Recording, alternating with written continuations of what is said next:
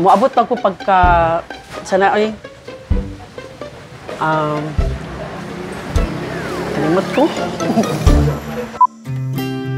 Mo-retire or pwede mo extend pa ko kung itugot nila. Mo-forever pa ko dali sa Agway.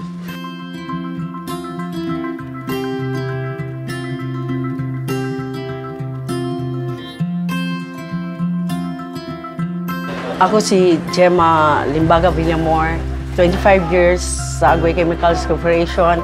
Sa una ang akong isuon nagpasulod diri sa Akua. So, gigrab dayon nako. Nalipay ko dako sila tungod kay sa ilang pagsalig sa Akua. Ano lang bayak ko 2 years secretarials, gibutang ko nila diri sa branch sa Bangkeruhan. Tapos gihimo pa ko nilang manager. Mao to nalipay ko kay siyempre opportunity naman ang ako ang nadawat gikan kay Ma'am Faye kay Sir Vic. Kay kung dili bahin sa ilahang duha, dili ko manginani karon kay dalaga pa biya ko sa Santa Ana pa ko ma'am gi-assign pagka abot sa Bangkeruhan. Nag-asawa na ako. Nga ako'y duha ka anak. Ang akong anak naka-eskwela. Bahin nakasulod ko diri sa Agway. Kabalo sila mo, dala sila ang empleyado. Tapos kung nami kailangan sa ilaha, labi na mag-CA me, o hatag dayon sila sa amua. Wala na sila nag-anilangan na dili ko nila tagaan. So kung nako'y problema bahin sa financial, muhangyo ko sila mag-CA. Ihatag yun nila Ma'am Faye o Mr. Vic.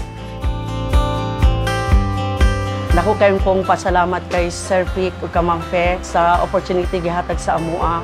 Nakapuyo mi for 14 years sa Agway compound. Libre mi sa pagpuyo kay mahal baya ang arkila karon. Salamat kaayo sa inyong kabuutan, sa inyong pagsalig sa kuha.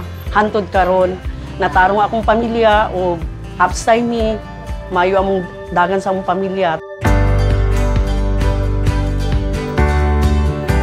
Ginasulod yun nato sa itong unang-una na magtarong kita sa itong kabaw para makaabot sa ito ang pangandoy na future. Palang buo na ko ilang negosyo sa makaya na ako. Mo-retire or pwede mo extend pa ko kung itugot nila. Mo-forever pa ko dali sa Agway.